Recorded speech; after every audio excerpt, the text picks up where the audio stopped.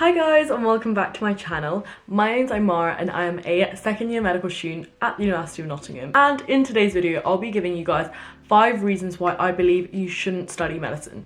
And these are based on my personal experience and the personal experience of others. Now, a little story time. I have always dreamed of becoming a doctor, but once I got to medical school in my first year, I experienced a car crash. The content and the workload overwhelmed me. I panicked and fell really behind. So behind that by the end of the first term, I had 34 lectures overdue. However, since then, I have been able to wipe the slate clean, figure out how to succeed at medical school, and most importantly, learn to love medicine. But if you're not sure whether you want to apply to medicine because you don't know much about it or because it's your parents that want you to apply, then I definitely suggest watching the whole video so you can get an idea of whether you're actually committed to work hard at medical school.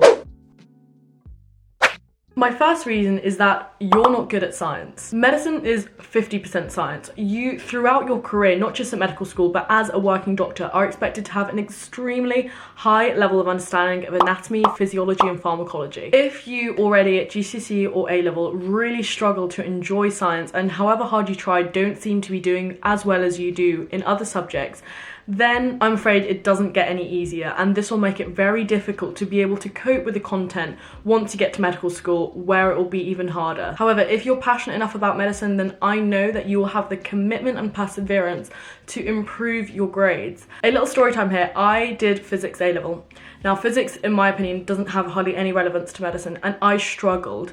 I chose to do 3 sciences because physics was a better alternative to me than maths. And everyone around me was really good at physics. 4 months before my exams, I was on the BC border, and to get into medical school, you need at least an A. However, because my passion for medicine was so strong that I was able to do literally probably hundreds of pages of past paper questions, have the courage to nag my teacher every single day to teach me how to do questions, and hence I was able to get that good grade I need. So in summary, you do have to enjoy science because it is the foundation of all of medicine. However, if your problem is that you don't do well in science, not necessarily that you don't enjoy it, then I know that your perseverance and passion, if you have any, for medicine will help you overcome that.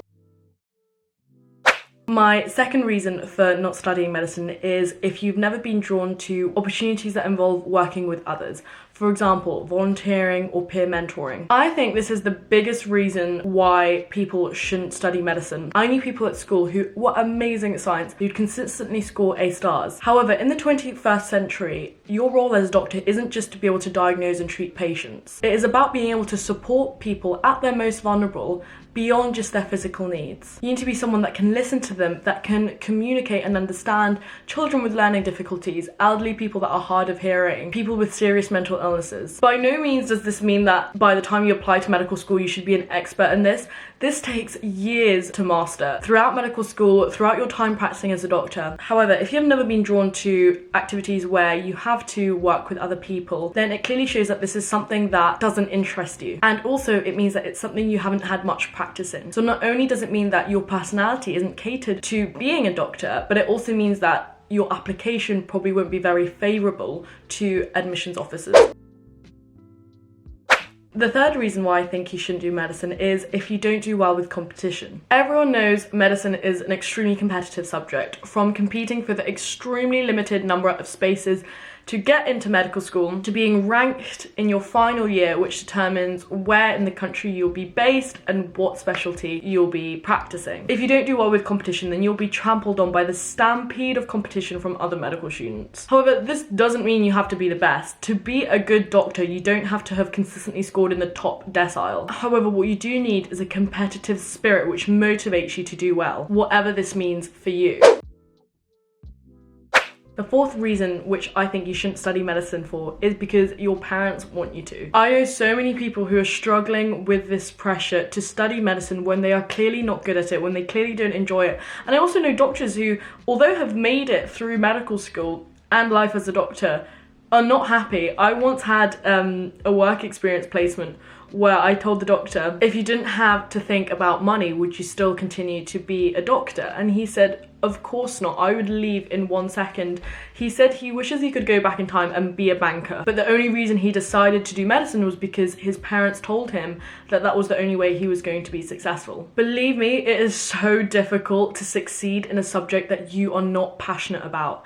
every day will feel like a chore. Your parents wanting you to do medicine isn't enough to get you through the 5 years of medical school, all the exams, all the long hours, the countless anatomy and physiology. If this is something that you're struggling with, then I'd really advise you that you have a lengthy and honest conversation with your parents where you tell them why medicine isn't for you, and tell them what you're actually passionate about and what you actually think you have a chance at succeeding at, because the likelihood is that they simply want to see you succeed and they see medicine as a ticket for that. But if you show them that you're willing to succeed and do well in another career, in another subject, however far-fetched or different it is, then I'm sure they'd be a lot more willing to let go of this medicine dream.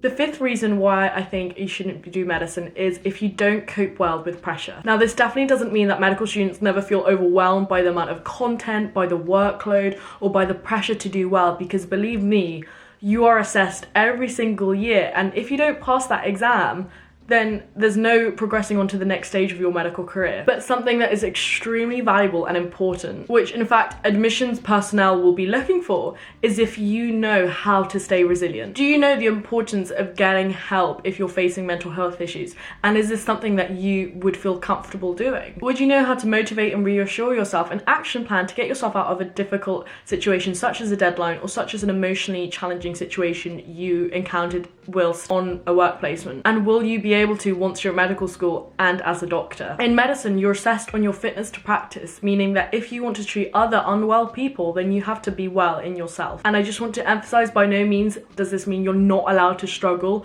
I 100% do not mean this. This is untrue. Everyone struggles and people get to really low points studying medicine, but this means that, do you feel comfortable in knowing what to do if you get to this point? Do you have hobbies that you use as healthy coping mechanisms when you encounter challenging situations? If not, even if it's not to study medicine, I'd really suggest that this is something that you work on. I know I'm trying every day to focus on using healthy coping mechanisms rather than negative ones.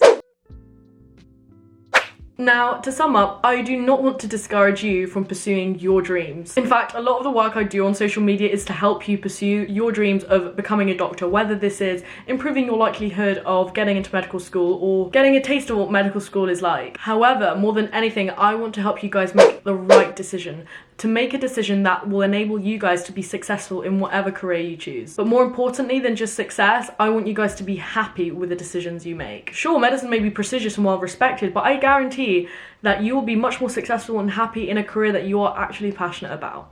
And if you enjoy science but you're not quite sure about working with people, you probably don't know the breadth of careers that are out there for you. So if you enjoy science but not working with people, or if you enjoy working people but not science, there will always be a career out there for you. And lastly, if you are passionate about medicine and you simply don't do well in science at the moment, or you struggle to do well in competition, I'm sure that you'll be motivated, like I was, to stack the deck in your favour and work against these little bumps in your journey to becoming a doctor. And that is all I have to say on the subject. As always, make sure to like, subscribe and turn on the post notifications for some wonderful medical and non-medical content coming your way. Bye!